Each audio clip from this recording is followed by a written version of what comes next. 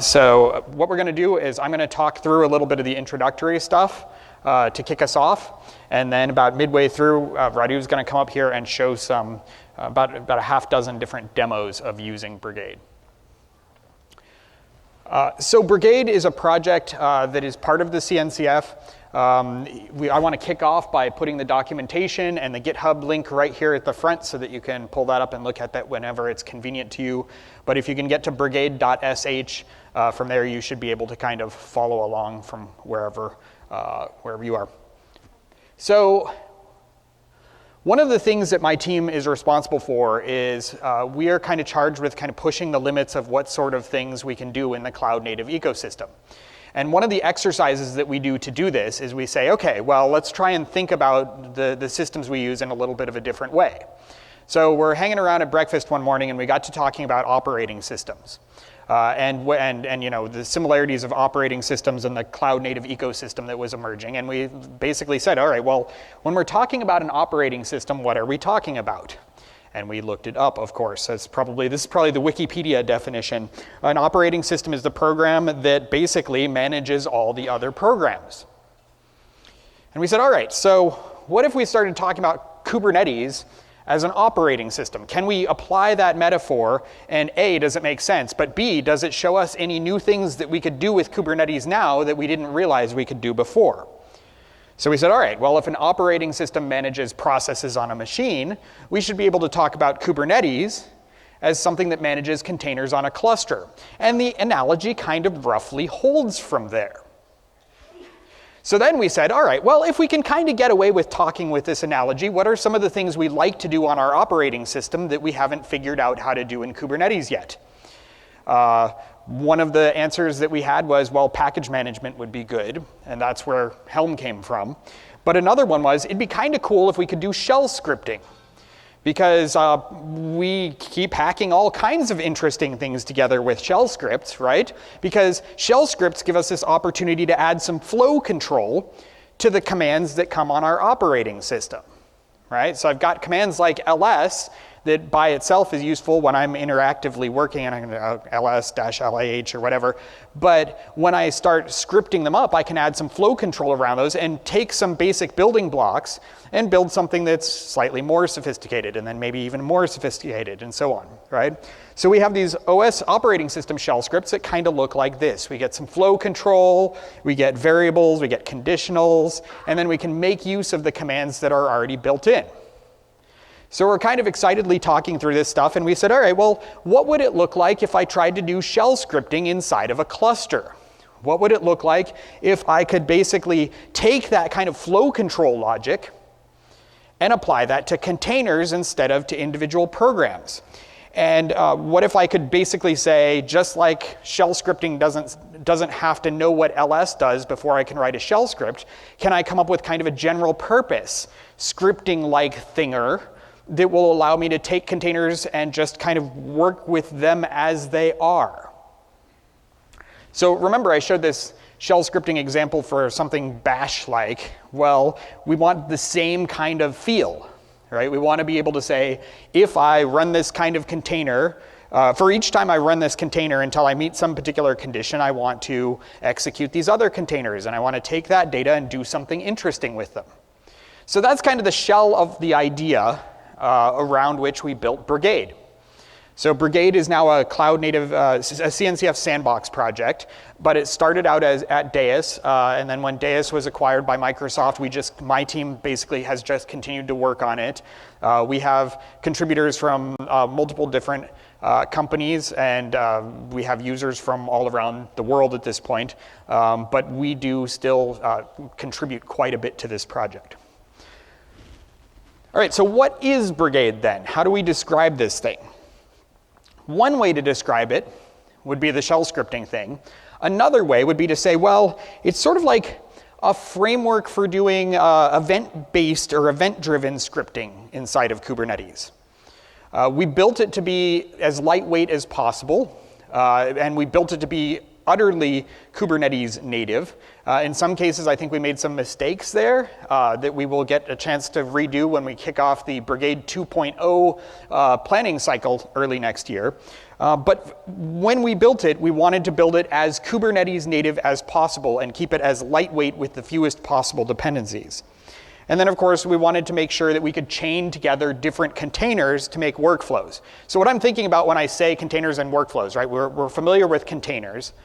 A workflow is basically something where you're saying, okay, well, I do A, and then I do B, and then I do C, and if C passes, I do D, but if it fails, I do E. You know, that kind of thing where you're basically plotting this out. A lot of times when we're talking in Brigade, we use that as sort of a rough way to explain what's going on, and we use workflows because a lot of CI and CD systems have that sort of inherently, but still in the back of my mind, I tend to think of it as shell scripting.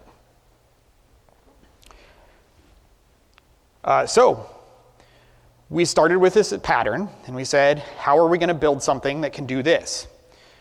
Well, the first question is, what programming language do we want to do? We could write our own Bashy-like thing. We could select one of the many existing programming languages, or we could try and express everything in Turing complete YAML. Well, the last idea didn't sound like a good one, so we just skipped that one. Then we said, okay, well, how are we going to share data between them? Because one of the coolest things about the way you shell script in Unix is you can just pipe data back and forth. You can pipe the output of one thing to the next thing, write it to a file, then read the file, and then pipe that data back onto something else. And we liked that particular metaphor, and we wanted to keep that. And then finally, we had to ask this question. And this one was a little bit harder initially, because when you're thinking shell scripts in the Unix environment, you're thinking, all right, well, I type in /foo.sh and it runs it. Well, in the cluster environment, we might need something a little more, say, reactive than that. And actually, and I'll come back to this in a moment, because we'll talk about each of these, but AppleScript ended up being the inspiration for that feature. All right, so language. Question number one, how do you pick a language? Well, one method would be to say, what's the most popular programming language, and can we just use that? Number one, JavaScript. Okay, done. So we picked JavaScript. We tried several others. We tried Lua, which we really liked, Python, and a couple others, but JavaScript just seemed sort of like the clear, easy winner. We knew how to do it. There are plenty of open source implementations, and it's the #1 programming language.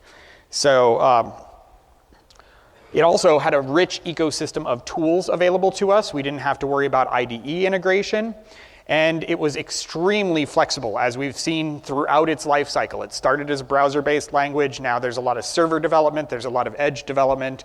And of course, we saw graphs that looked like this that convinced us that JavaScript's life is still very, very healthy, right? It's still growing. That's pulls from the NPM package manager, I think, crossed 1 billion, and when was this? 2017 maybe? 2016, somewhere right in there. Okay, so that was question number one settled. We're going to do JavaScript. Question number two, how do we get that pipey kind of feel? So we wanted to be able to pass information to containers, right? And we looked at Unix, and Unix has flags, Unix has environment variables and pipes. We said, okay, well, what do containers have? Well, containers, we can do commands. We can execute commands inside of a container by executing them in there, right? We can use environment variables to send data in and out, and we still have file I/O available to us. What about getting information out of containers? Well, we've got standard out, we've got exit codes, and we've got files that we can write to a shared file system space. So we got that second question sort of settled. And then we hit the third one. All right, we got a scripting language. We know what our inputs and outputs are. How do we share them between the two? Big criterion for us was we didn't want to make it so that everybody had to learn some kind of new weird pattern. So we wanted to keep as JavaScript native as possible. When you're writing your script, it should look like regular JavaScript. And we wanted to preserve kind of the existing paradigms inside of the container. So we didn't want you to have to shim in extra code inside of your containers to make this work. So on one hand, we've got the conundrum where, okay, well, nothing new in containers, nothing new in JavaScript. We have to make it look plain, whether you're building a container or whether you're inside JavaScript mode of thought and you're writing the script. So Radu, in a minute or two, is going to get up here and show a bunch of examples of the JavaScript API. But it basically looks like this. It's a lot of stuff is you're creating new objects, you're executing objects, you're passing variables and parameters into into these objects before you run them, and then you execute them, and the data comes back out just like as a return value. And actually, Radu is going to show some other cool things, ways that we can deal with file I/O and things like that. So the next question was, all right, how are we going to execute these? When do we know when to fire off one of these things? I said we took inspiration from AppleScript. I can barely hack out very, very simple AppleScript commands. But what I thought was cool was that it was very easy on a Mac to basically say, when this window maximizes, I'd like you to trigger this kind of thing so you can shut off this other thing, right? Or when I click on this special hotkey that I made up, I want you to map this to a particular script that I want to run that results in a window starting up and being positioned here, right? I liked that feel for scripting. I was never any good at it, but I liked it. And I kind of felt like Brigade should be able to act like that. It should be able to watch for some kind of event or some kind of action and then react to it by executing this script.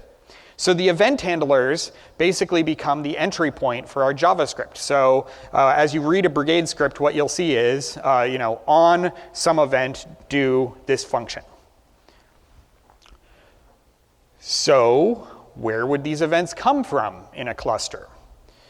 Well, our first project was basically how do we wire this up to GitHub? And at the time, GitHub only had webhooks. And so we created a webhook gateway. And it seemed like, well, that should be good. You get a webhook, you map a webhook to a script. That should be a good starting place. But we then quickly found out we wanted to be able to do other things. We wanted to do scripts that got triggered when you pushed a new image to Docker Hub or when you pushed a new image to ACR. GitHub introduced GitHub Actions, and we wanted to be able to use those as well. And that was a more sophisticated callback system. And then, of course, we're running inside of Kubernetes. So it would be awfully nice to be able to respond to Kubernetes events. And the more we kept talking, the more we thought, well, at the end, you kind of just want to be able to react to whatever is important to the user. So that led us to a design decision where we wanted to make this thing we call gateways, where a gateway can translate some kind of external prompt into an event that Brigade understands. I think we currently have maybe a dozen gateways. Probably a dozen gateways. And in the advanced session for Brigade tomorrow, one of the two topics we're going to talk about is how to build an event gateway. They are designed to be fairly easy to build, and they're designed to be very, very easy to operate. So this is kind of where we ended up, and you'll see several examples of this as Radu talks. But we've got events.on, some particular event that my gateway emits, do this particular function, and execute this particular container. So again, that's just a glimpse. When Radu comes up here, he's going to show a half dozen different examples of the different things you can do to chain things together to access different kinds of storage and things like that. Okay, so the hardest part about Brigade, believe it or not, was when we got close to launch time, the communications people say, okay, explain what Brigade is. And I gave this kind of explanation. They're like, yes, but what is it? So I explained it again, and they said, well, okay, what do you do with it? And I went, CI/CD, because that's what everybody says, right? That's always the right answer to the question. You can build a CI/CD pipeline with this. And so we went with that, and we built several CI/CD platforms and showed how we could build a Brigade.js script that took a pull request, automatically ran the test, built images, stuff like that. But we discovered that there were actually a lot of other very interesting things, because if you can shell script on these cluster events, then you've got things like automatically running security audits. One company that I talked to has a program that runs nightly as a Brigade cron trigger that loops through all the different internal repos and runs static analysis on their code base and then dumps reports in each team's inbox if anything in their static analysis failed. I'm like, whoa, that's cool. I like that idea. A lot of places where Brigade is getting used right now is for aggregating and analyzing data. So write different jobs that will pull in data from your object storage, from databases, run various operations to migrate data from one place to another, and then run analyses of this, and then maybe generate reports and drop them somewhere. And then we wanted to be able to, one of the other things we've been able to watch people build is sort of like creating new environments in Kubernetes to do pull requests. So Radu had done some work basically standing up a kind cluster inside of a Kubernetes cluster, executing a bunch of integration and functional tests on that, and then tearing down the cluster. And that was pretty cool. We actually turned that into a library so that other people could use that particular library to build their own Brigade scripts. And I played around with it last week when I built this thing called Buck that I'll talk about in just a moment. We've seen people use it for order processing. We've seen people use this to build large-scale DevOps-y kinds of pipelines. We've built GitHub interactions. And basically anything where you think that you can take this idea of piping things in and out of containers and building scripts on it, that's the kind of use case that we were shooting for. So again, in a moment, Radu's going to come up here and walk through it, but I wanted to give you one last example here of how easy it is to get started with Brigade if you're already running Kubernetes. Brigade's got its own Helm chart and its own Helm repo, so you can basically do a Helm repo add and then add this whole line, Brigade, and then that URL. Then you run the Helm install on it, and then just to make sure everything installed correctly, you wait a couple moments, and then you run brig check. Brig check will make sure that everything is up and running in your cluster the way you think it should be, and you should be off to the races. So from there, you're just writing scripts and creating projects, and Radu is going to come up here and show us some of those.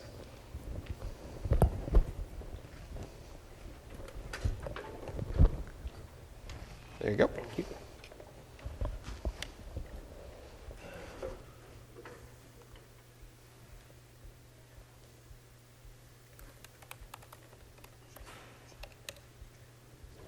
Hello, everyone.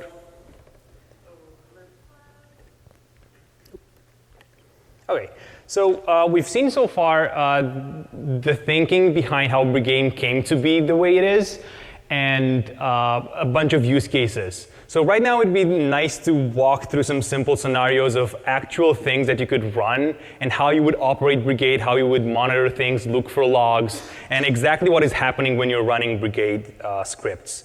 So let's start with a very simple one. We've seen that on the slide. So essentially, this script says, whenever the exec event happens, I want to start a container based on Alpine and execute echo hello and then echo world and then run the job. So this is what I expect to happen when I run this job. The way we would run this, so Brigade comes with a bunch of components. There's a component that's running in the cluster, and then there's a command line for it called brig that you can get from GitHub. So you would get started with brig, you do a brig check, and then create a project. And then I just created a very simple project called Hello KubeCon. And at this point, I can do a brig run and pass the script file right here, onehello.js. And then I run this, and there are a bunch of ways that I can interact with this running job. So there's a command called brig dashboard, which will connect to the cluster and then open your default browser in the Brigade dashboard. So right now, I can see the project name, and then the event that just happened, and then I can see the actual job called do nothing and the logs from it itself. So if you want to, you can expose this dashboard internally, or individual users can just do brig dashboard. We actually recommend you do that because you're not exposing any ports from your cluster. And then if you don't have access to a browser, or you're just more comfortable using a command line, there's a command called brig term. And this is actually something someone from the community built from scratch, which is extremely cool. Which it is a terminal dashboard that you can use and see the exact same things that you would see from a web dashboard. So you can see the list of the jobs that ran, and then you can deep dive into individual jobs and see logs and things like that. Job statuses, and then this actually is a timeline of jobs. So as you have multiple jobs, you can see the way they overlap and how they're running. So this is how you would run a single job, right? But we've been talking about Brigade as something that's helpful when you want to do scripty kind of things, when you want to run something, wait for it to finish, pass data back and forth. So let's see a second example where we run a second job, and we just run them one after the other. So the only special thing that you see here, there's require Brigade core brigadier. This is just an NPM package that Brigade uses. And then we do the same thing, right? We define two jobs, and then we run them one after the other. So, and right now, Matt's been talking about where do events in Brigade come from, and he's been talking about gateways. In this scenario, Brig, the command line interface, just fires up an exec event. So in this scenario, it acts as a gateway, right? Imagine this coming from a webhook or from somewhere else. So we fire this event, and then let's move over to the dashboard terminal and see how the jobs are running. So this is automatically updating every 5 seconds. And if you see here, I actually wanted to run hello first and then goodbye. And goodbye started first and then hello. So how would we control this? Well, there are 2 ways we could do that. There's something called groups, where essentially you can add multiple jobs in a single group and then have a command called run each, which essentially means run each individual job, wait for it to finish, and then start the other one. So we can go back and right now what I'm expecting to see is hello getting started, waiting for it to finish, and then goodbye getting started. So if you go back, we can see hello started, it finished executing, and then goodbye started. But because this is JavaScript, and it's fairly modern JavaScript, we can actually take advantage of a lot of language features. And this is where actually having language feature differentiates itself from doing things in YAML, right? So right here, what we're doing is we're defining the jobs, and then we're actually using await and async from JavaScript. So this is an asynchronous function, and we're waiting for the first job, and then await for the second job to finish. And the result is going to be exactly the same. This is just for you to see that you can actually use any language features from JavaScript that you might need, right? So if you go back, we can see exactly the same thing happen. Job 1 starting, finishing, and then job 2. Now, we've been talking a lot about being able to pass data between containers, between multiple jobs. In Kubernetes, this is done through persistent volumes, right? Either you can do it with environment variables, input arguments, or persistent volumes. And if you want to react to something like start this job and attach this persistent volume to it, then start another container and attach the same persistent volume. This is getting fairly difficult to do in plain YAML for Kubernetes. So in this example, we're defining a shared file that all jobs are going to use. You can define a directory or a single file. And then we're defining 3 jobs, right? All of them based on Alpine. The first 2 will start echoing in the destination file. And the third one will simply write on output wherever the 2 jobs finished. The jobs wrote. And the only thing that you have to do to enable a persistent volume that's attached across all jobs running there is do storage enabled equals true. And then we will run each individual job. We could have switched this with an await for each job.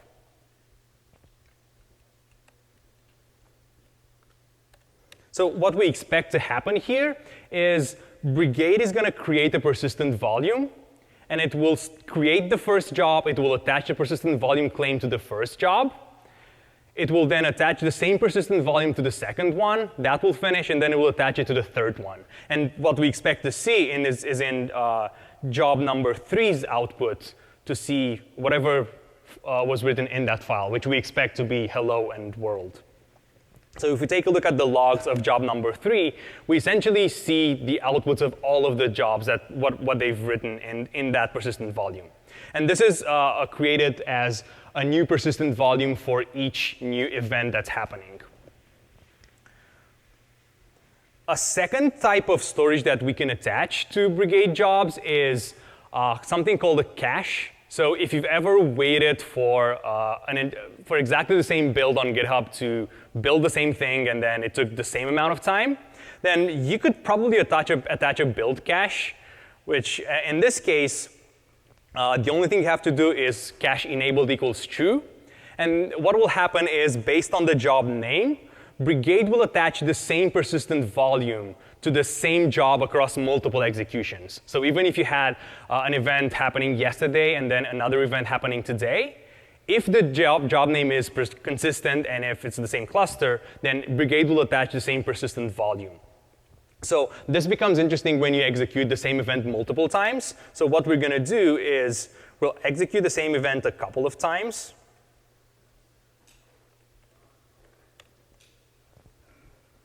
And essentially, this is going to write its job ID into a shared file, and then print out what's in that file. So we can already see that there have been multiple executions of the same event. Now, there are three things here. If I execute it again, you should see another job ID in the same persistent volume. So imagine using this for something like a build cache, right, where you execute multiple Go builds. You can attach the same directory to the Go compiler, and you can use an existing build cache, or accumulating logs or things like that.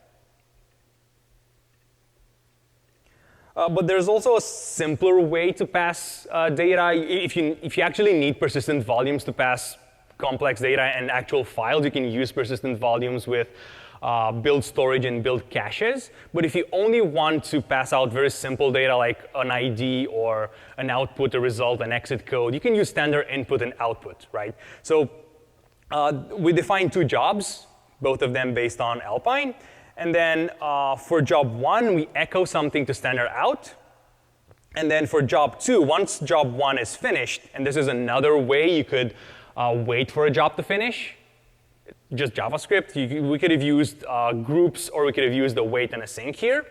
Well, after job 1 is done, I want to take the results of job 1 as a string and then pass it to the console of job 2. Right? So we're getting the data, whatever standard output was in the first job, and using it as input in the second one. So if we execute this,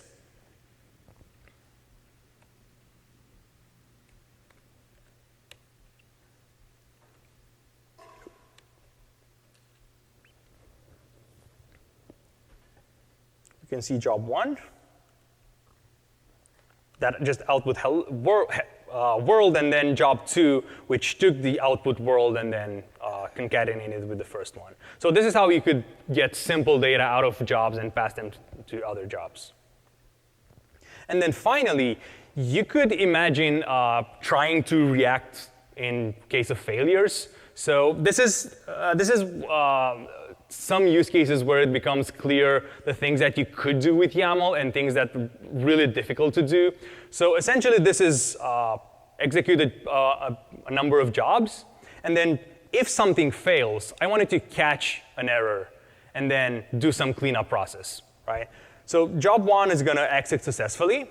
And then job 2, this is going to exit with a code 1, which is failure. And then essentially, we're wrapping everything in a try-catch block. And because, again, this is JavaScript, you can use try-catch blocks. And then in case of an error, I want you to console, I want to do something, right? Tear down something, close a database connection, and things like that. So what we expect to happen is job 2 failing, but us being able to recover and continue the process here. So it's essentially, I can do a retry if I want to. Maybe there's a flaking connection. I want to retry every time. So if we execute this,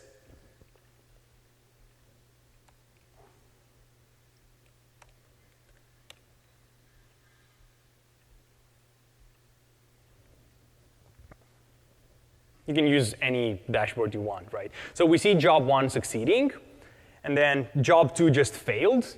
But this is what we wanted to do in case of an error catching. I just want a console log caught exception, right? So if you look at the pod logs, caught exception, and then I can continue the execution.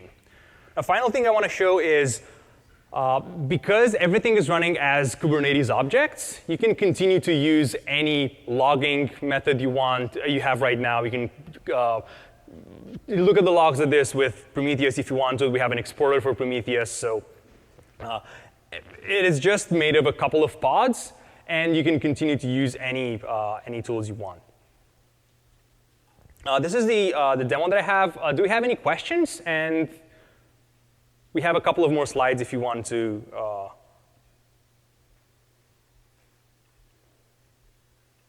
So if you want to get started, docs.brigade.sh, you can have examples for most of the things that I showed you right now. There's a scripting guide. And we have a bunch of good first issues on GitHub. So we do encourage everyone to check that out. We would be more than happy to help you get started with everything. And we have a Brigade channel in the Kubernetes Slack that we're welcome you to. We have bi-weekly community meetings. And join us in KubeCon. This is the session, the intro session. Tomorrow, Matt Butcher and Kent will have a deep dive session where they'll show you how to build gateways and some other things. Do we have questions? And everyone and from the maintainers, please answer the questions. Yes? Sorry? Is there a TypeScript support for Brigade? So there are two questions when it comes to TypeScript support. If you're using an IDE, we have a library called Brigadier, which essentially comes with every type of object that you have that is written in TypeScript. So we have IntelliSense support for everything. If you're asking about writing Brigade TypeScript scripts, we don't have right now a compilation hook for TypeScript things. The Brigade.js script has to be JavaScript right now. But we're actually interested in having a hook for compilation to TypeScript. Yeah, yeah. Yeah. So is there support for things like init containers and sidecars and things like that? So the question is, just for the recording, if there's support for init containers and sidecars. Essentially, every Brigade job has an init container that can be configured to, for example, pull something from GitHub to do a clone before you get into the main execution. The question about sidecars is something that we've been actively looking into for the past year and a half, more than that. And I think Kent can talk to that. There's a particular feature in Kubernetes that has the lineup that well. These jobs are designed to run to completion, and the pod will never be considered complete until the sidecars terminate. That's the way that it works right now. But eventually, Kubernetes will be able to designate a container as a sidecar, and you won't need to wait for it to complete to support the jobs. But that's not going to make it until it's But specifically, you can work around the sidecar requirement right now by just starting a long-running job. For example, something that starts a MySQL database. Start it as a Brigade job, and then use job number 2 after that started. So you can continue to use it and then tear down both of them after you finished executing. Are there any questions?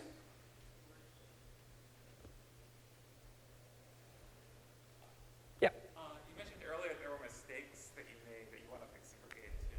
What were those? Kent? Yeah, so we did a lot of low-level Kubernetes stuff. So when you create, the gateway works by generating secrets. And so when you're writing a gateway, all you have to do is generate a secret, and that acts as the event.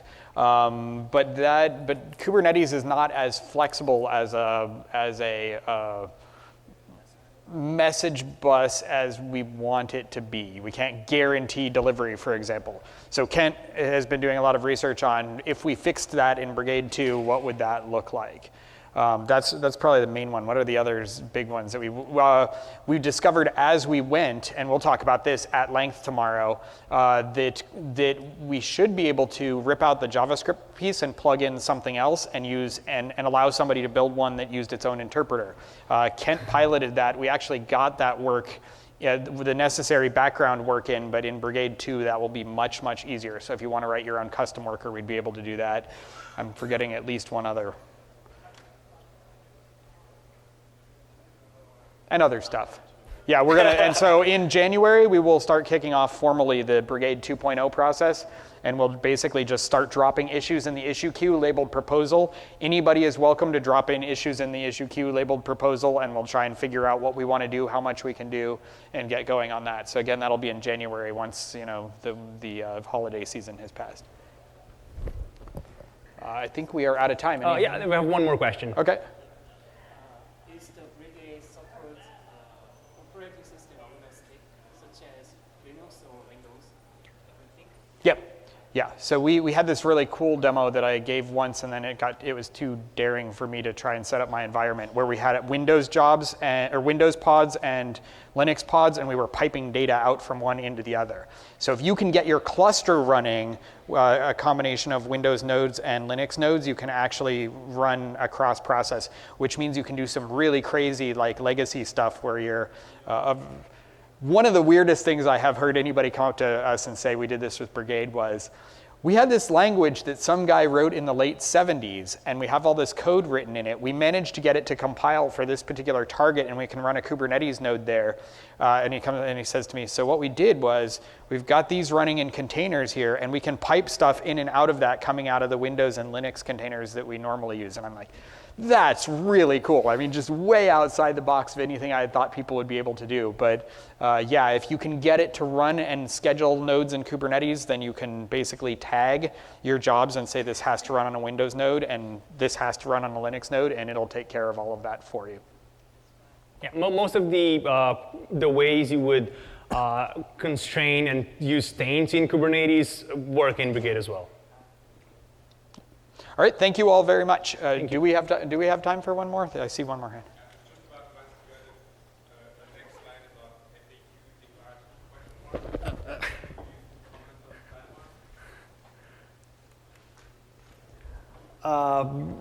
We know of at least 3 implementations of having declarative support for Brigade, and Ken has been working on one right now. So if you're interested in that, go to tomorrow's session.